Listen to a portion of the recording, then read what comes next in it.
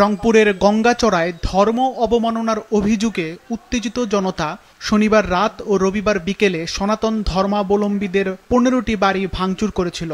এতে ভয়ে গ্রাম ছাড়ে স্থানীয় হিন্দু ধর্মাবলম্বীরা।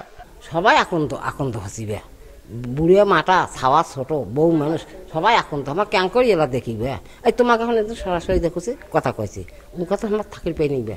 সবাই পালাসি বাড়ি থেকে। ছেলে মানুষ তো বোঝে না, ওর তো মোবাইল সবাই নাড়ে, সবাই ইয়ে করে না। এখন তো শত্রুকে বোঝা যাবে যে আপনি আমার সাথে আসছেন, যে না লোকটা ভালো কি দেন তো ভাবি আপনার ফোনটা দেন তো একটু দেখিল সেরকম আরো বন্ধুত্ব হয়তো নিতেও পারে না। এখন উনি দিচ্ছে সেটা তো আমরা জানি না। আজ সরকারের পক্ষ থেকে তাদের ভাঙা বসতবাড়িগুলোর টিন খুলে নতুন টিন লাগানো হচ্ছে। গঙ্গাচড়া উপজেলার নির্বাহী কর্মকর্তা জানান, ঘরগুলো দ্রুত মেরামত করা হচ্ছে। 3টি ছাড়া সব কয়টি পরিবার ফিরে এসেছে। প্রশাসন থেকে টিন, কাঠ, নলকূপ, চুলাসহ যার যা প্রয়োজন তা নিয়েই সহায়তা করা হবে বলে তিনি জানান। পুনর্বাসনের যে কার্যক্রম সেটা আমরা শুরু করেছি।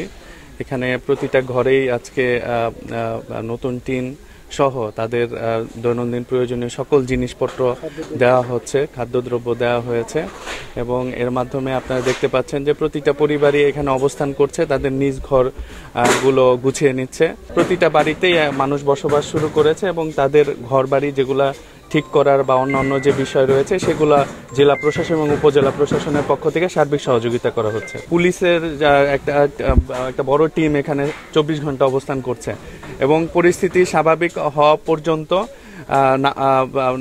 এখানে অবস্থান করবে এবং যতক্ষণ পর্যন্ত এলাকাবাসী চাইবেন ততক্ষণ পর্যন্ত তারা অবস্থান করবেন। এছাড়া স্থায়ীভাবে এখানে পুলিশ ক্যাম্পের বিষয়েও আমরা জেনেছি যে পুলিশ বিভাগের পক্ষ থেকে কাজ করা হচ্ছে, কারণ এটা আমাদের সনাতন ধর্মাবলম্বীদের অধ্যুষিত এলাকা।